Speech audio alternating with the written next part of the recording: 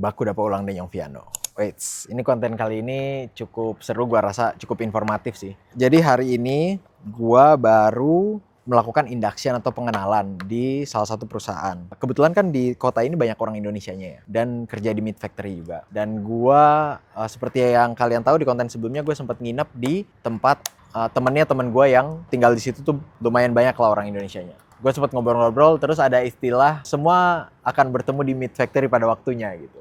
Gue sebenarnya sudah pernah dengar istilah ini dan gue kira kayaknya gue nggak akan di Meat Factory deh gitu. Ternyata gue masuk lagi. Apakah ini hal yang baik atau buruk? Nggak ada baik buruk sih, netral aja, cuma lucu aja gitu. Gue nggak kepikiran mau masuk Meat Factory. Ternyata here I am gitu. Di sinilah gue akan bekerja. Sebelum ke pengenalannya, gue akan kasih tahu gue akan start bekerja hari Senin. Sekarang hari Jumat. Ada 2 hari gue buat siap-siap. Untuk rentnya juga gue udah dapet. Nanti mungkin gue akan spill sedikit-sedikit di Instagram. Story Instagram maksudnya. Dan sekarang gue lagi perjalanan menuju ke Melbourne. Karena barang-barang gue di Melbourne semua. Ini di stasiun kereta. Kalian bisa lihat. Lalu gue akan kembali lagi di hari Minggunya. Jadi hari-hari gue 2 hari ini akan cukup hektik. Sebenarnya enggak sih, masih ada lah waktu istirahat. Hari Sabtu masih ada lah waktu leha-leha. Minggu persiapan, siang gue balik ke sini lagi, sore atau malam, baru gue ke tempat tinggal gue yang baru. Sekarang kita ke induction-nya atau pengenalannya. Seperti apa sih pengenalannya? Gue sebenarnya pernah bahas ini, tapi di perusahaan gue yang sebelumnya gitu. Bekerja di logistik, yang ngurusin barang-barang, paket-paket. Ya mungkin bayangannya bisa kayak apa Lion Parcel kali, gue ngasal juga sih. Atau ya paket-paket Shopee yang gede gitu. Gitulah pokoknya. JNE, JNT, apapun itu. Induction di sana itu kalau gue disuruh kasih nilai dari 1 sampai 10, 1. Karena gue inget gue di sana tidak diberikan pengenalan yang matang gitu. Tidak banyak edukasi. Ya udah disuruh kerja, udah lu ikutin dia kerja gitu. Dan banyak hal-hal yang gue tahu gitu. Itu gue dapatkan dari pengalaman gue dan bukan karena lu duduk terus diajarin orang gitu. Enggak. Bedanya dengan yang di sini adalah sangat-sangat profesional. Tadi gue ditempatkan di dalam suatu ruangan, ada sekitar mungkin 10 sampai 12 orang dan ada banyak orang Indo juga. 4 orang Indo, lumayan banyak ya. Dari 10 orang ada 4 orang Indo, lumayan banyak. Ternyata mereka pernah lihat konten gue dan gue sebenarnya nggak heran sih. Ini jadi tantangan gue juga karena gue tidak pernah bekerja dengan orang Indo sebelumnya. Kenapa gue bilang tantangan? Karena kita kan punya behavior yang sebenarnya bukan behavior yang buruk, tapi kadang-kadang kita oversharing atau overcaring. Ada hal-hal yang sebenarnya ya udah let it go aja gitu, nggak usah diomongin, tapi ya ada keinginan untuk kepo, untuk mencari atau menyebar informasi gitu. Lagi-lagi gue bilang ini bukan selamanya buruk, tapi harus hati-hati gitu. Sedangkan di perusahaan gue yang lama, gue udah sempat cerita ada orang yang itu ngeludahin supervisornya. Diludahin, ya dia dipecat akhirnya. Cuma nggak ada tuh yang kayak, lu tahu nggak? Ini gini-gini kemarin, gini-gini. Itu nggak ada gitu. Jadi ya udah dramanya ya, no drama lah. No drama gitu. Nah kalian bayangkan itu terjadi misalnya di perusahaan di Indonesia gitu, yang orang Indonesia semua. Wah itu satu kantor, walaupun kantornya di beda benua, kayaknya tahu semua kan, kira-kira gitu kan gitu. Jadi memang harus hati-hati terhadap perbuatan dan perkataan, itu poin gue, karena bisa sparks dramas. Itu tantangan yang harus gue hadapi. Seperti yang gue bilang tadi, sangat profesional. Kita diajarkan banyak hal dan banyak juga yang dibahas, seperti misalnya bullying, diskriminasi, sexual harassment. Dan ada poin-poin yang bagus tadi yang gue lihat di situ. Ya di perusahaan gue sebelumnya juga dikasih tahu no bullying, no sexual harassment, tapi buat gue itu terdengar seperti formalitas. Nah kalau di sini tadi benar-benar lumayan cukup ditekankan gitu. Gue nggak tahu prakteknya seperti apa, nanti akan gue update, tapi ya bedanya itulah gitu, cukup profesional. Ini ada poin menarik nih. Contohnya misalnya soal sexual harassment. Kita kadang-kadang suka bercanda yang mengarah ke seksual ya, atau nggak usah bercanda deh, catcalling aja deh, orang lewat terus gitu. Itu dikasih tahu di situ, itu tidak peduli intention lu apa, yang dilihat adalah action lu. Ketika lu melakukan catcalling itu kayak, lu nggak peduli lu mau ngeles, bukan buat lu kok, buat siapa gitu. Gue manggil burung kok, nggak peduli. Karena yang dilihat action lu. Nggak peduli emang misalnya bener-bener maksud lu bukan ke cewek gitu, ke burung. Nggak peduli, yang dilihat adalah action lu. Nah, ini bagus banget nih, karena ya kita kan kadang-kadang sering ngeles kan, bercanda seksual, bercanda ras, bercanda agama, tapi sering ngeles. Enggak kok, maksudnya gini. Ya buat gua poin penting karena yang matters kan actionnya gitu. Intentionnya apa, itu urusan lu.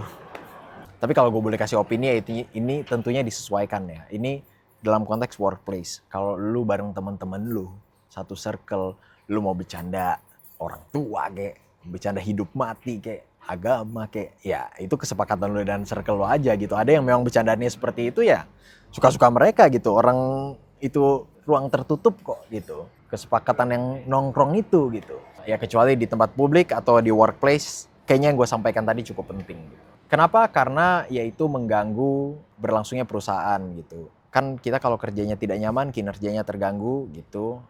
Dan ya tadi sexual harassment, bullying itu kan membuat kita nggak nyaman. Ya kita ngerasain lah di sekolah gitu. Dikatain aja kayak, aduh konsentrasinya berkurang nih gitu. Nggak nyaman lah gitu. Dan kebetulan mental health itu cukup tanggapi serius oleh Australia karena mereka tuh mengutamakan human being. Bagaimana memanusiakan manusia. Itu sih, itu poin plusnya di sini. Kemudian, sebenarnya tidak terlalu detail juga gitu. Gue masih ada berasa sedikit bumbu-bumbu formalitasnya gitu. Ada paper yang harus diisi tapi ya itu bukan ujian gitu. Kalau lu salah juga dibenerin nanti. Poin gue tidak berubah, ini jelas lebih profesional dari yang sebelumnya. Di situ juga ditentukan lu kerjaannya apa. Udah makin rame nih. Ada bus datang. Datang satu, malu gue tadi cuma gue sendiri. Ya ditentukan juga pekerjaannya apa, masuknya jam berapa gitu. Gue kebagian pekerjaan transport, jadi gue tidak dapat apron. Nah yang dapat apron itu yang meat processing gitu, yang berurusan dengan daging, yang benar-benar berurusan dengan daging mentah lah gitu. Gue tidak dapat. Transport itu gue nggak tahu, bisa forklift, bisa mungkin mobil, I don't know, bisa ngangkat barang, gue nggak tahu. Tapi sisanya yang ada di situ meat processing sih tadi. Kemudian apalagi yang menarik ya di induction itu ya. Jadi kita dikasih tahu bahwa jadi di situ ada kantin. Ini menurut gue sangat convenient dan demi bikin video ini, ya sebenarnya gue lapar juga sih. Nggak, sebenarnya gue lapar sedikit, bisa ditahan sih laparnya. Cuma gue tahu gue mau bikin video ini buat nunjukin kalian, jadi gue beli ini nih. Ini sandwich, bacon, lettuce, tomato, cheese, mayo, dan ini dijual di kantin. Proses belinya cukup unik. Anjir, ini orang makin datang makin banyak ngeliat di belakang gue nih.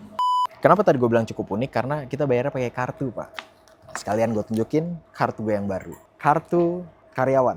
Gue nggak tahu apa yang harus ditutupin. Ini ada ID. Gue nggak tahu harus tutupin apa enggak. Tapi just in case gue tutupin aja lah ya. Ini kartu gue.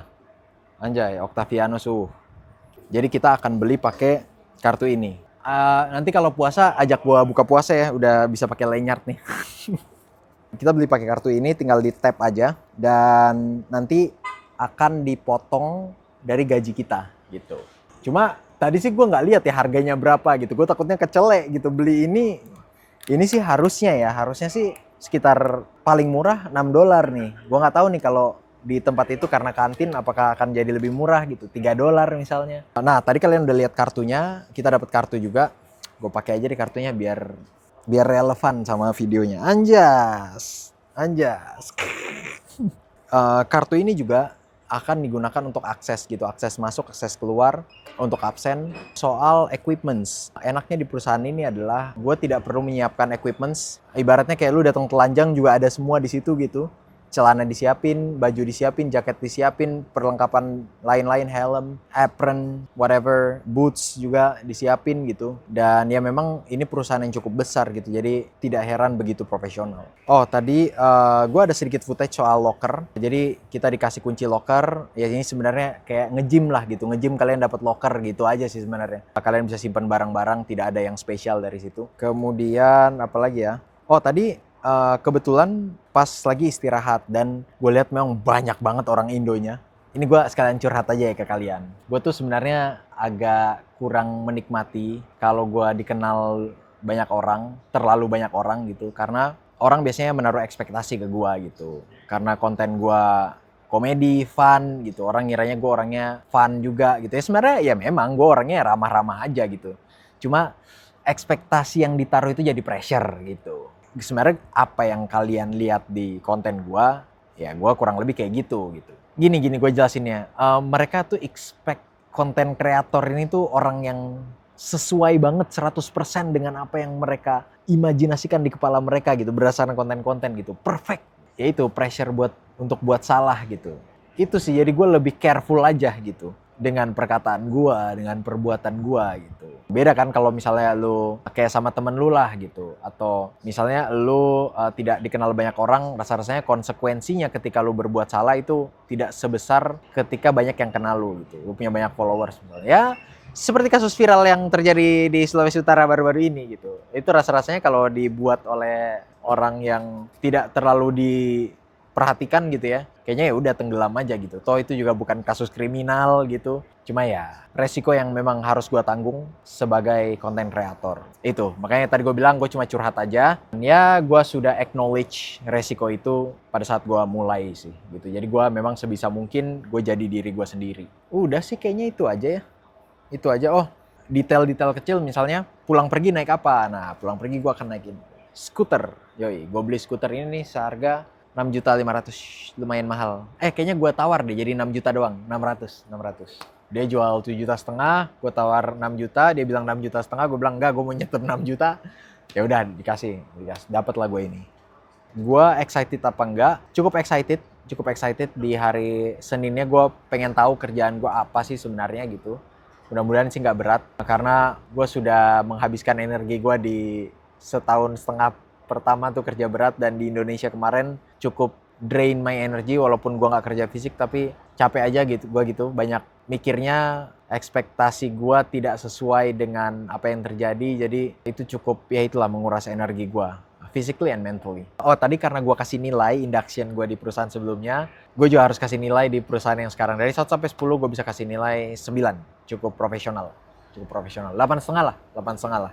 Yaudah sekarang gue mau menikmati ini makanan yang gue beli. Kalau gitu segitu aja.